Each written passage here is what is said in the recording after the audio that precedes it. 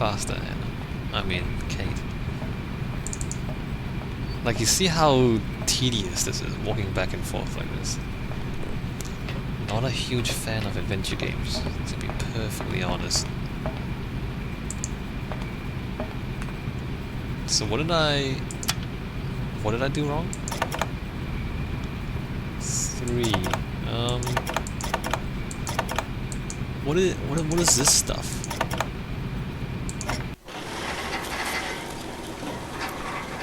Did I just make the same thing again?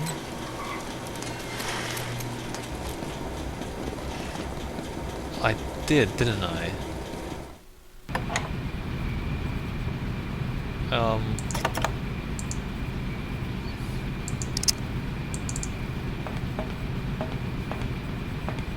I don't even know what's going on.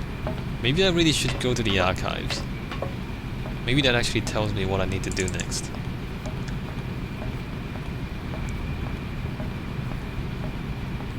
Those feet are incorrect.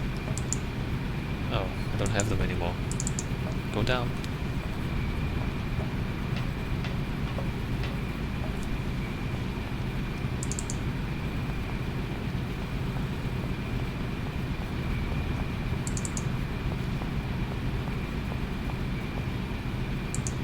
What do we have here? Are these right? They don't look right, do they?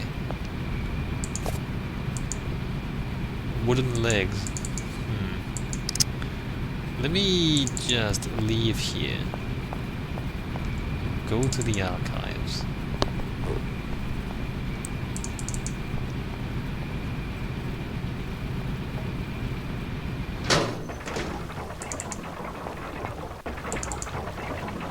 And walk all the way out. All the way back. Look at these screens that don't do anything. Just clicking from one side of the screen to the other. Alright, so we have to go around the back.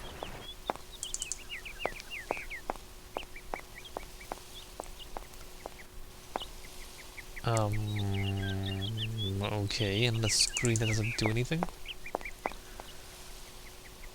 Huh, there's a ladder. What could possibly go wrong? A forklift? Or like a ladder machine thing?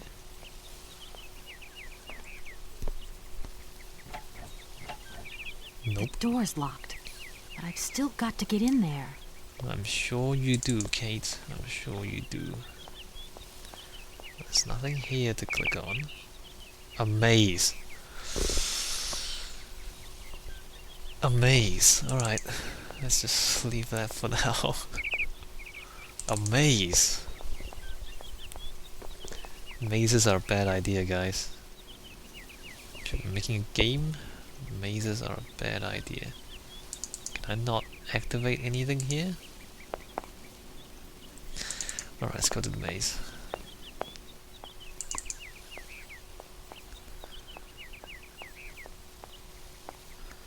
Mazes are not recommended.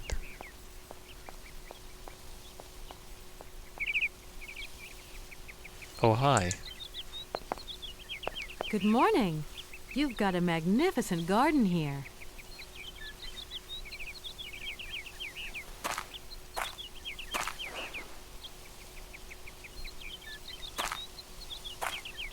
Oh, please don't talk about it. Since my gardener automaton broke down, there are weeds everywhere. You can't imagine how much work it takes me. I don't know whether I'm coming or going. We're not used to doing without our robot help here in Veladiland. But everybody says that we're going to have to get used to it. Okay. You're not used to not having a What happened to your robot? Never mind. I don't care that much. A broken statue with boobs. And the water looks disgusting. Why would we wanna be here, though? Alright, never mind.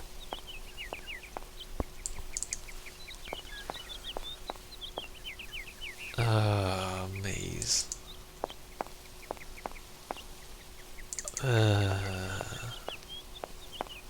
What's going on there? Look at it.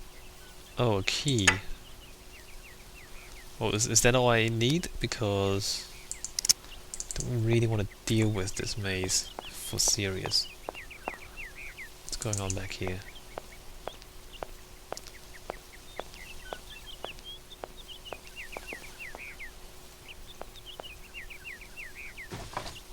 Good, it's locked. No point. It's locked. Good. I don't want to go in anyway. Alright, so I found a key in the fountain. Don't know why, but alright.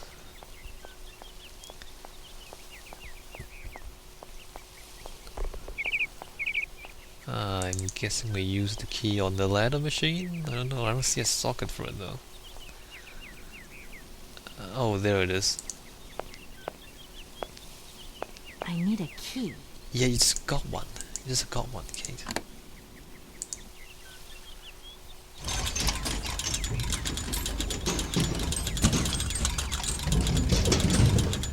That does not look safe. That looks extremely unsafe, in fact. Cool. We're breaking and entering, guys. We can go that way. We can not pick up anything here. We can go this way too.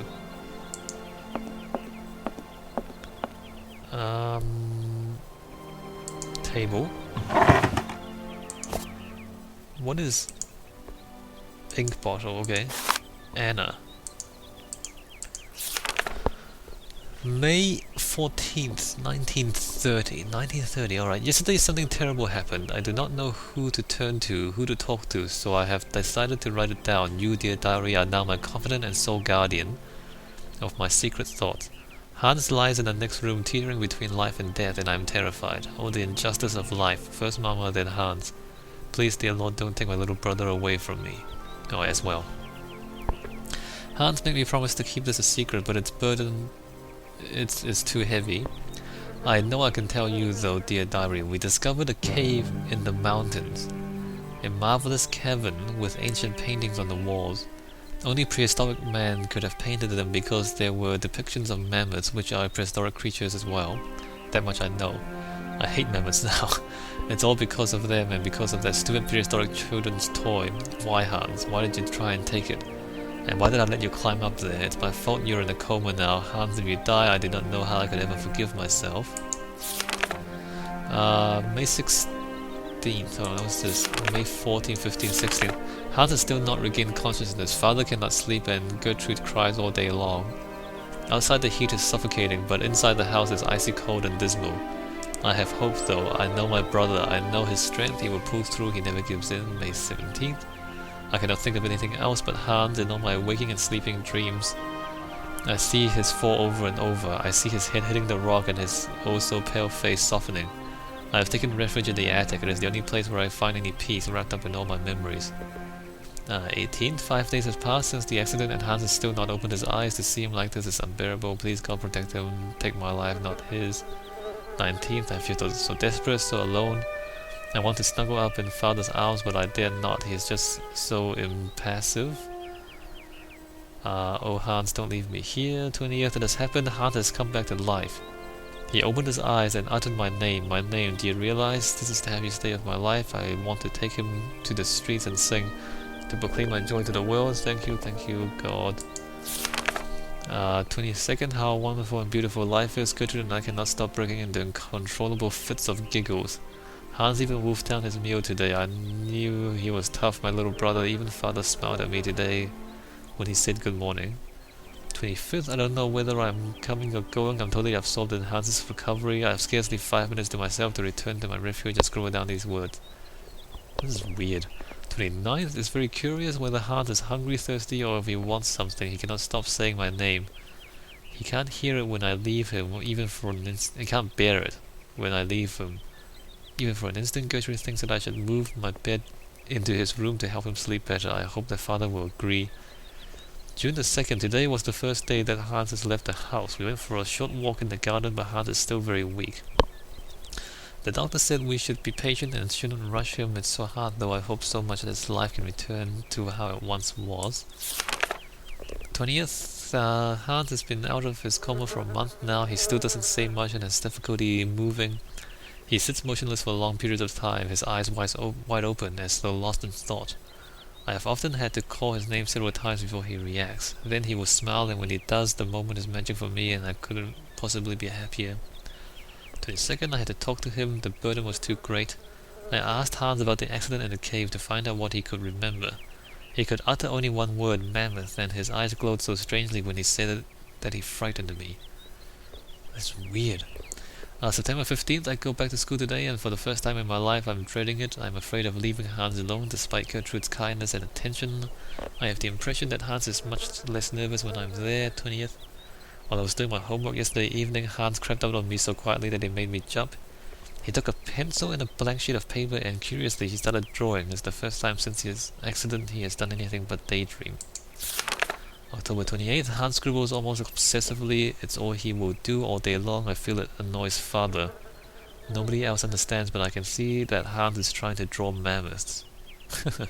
16th, today is my birthday, and Gertrude has made me an apple pie, my favorite, but father has not returned home for lunch, and Hans doesn't want to leave his room. The best present I could ever have is to see Hans back on the way to recovery.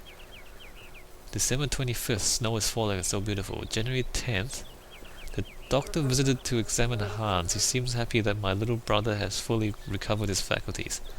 It truly is a miracle. I don't understand why he doesn't talk more, though. Why isn't he livelier like he was before? February 9th, it's Hans' birthday. Today he's 11 years old. I have the strangest of impressions that actually he has lost 5 years rather than gained one more.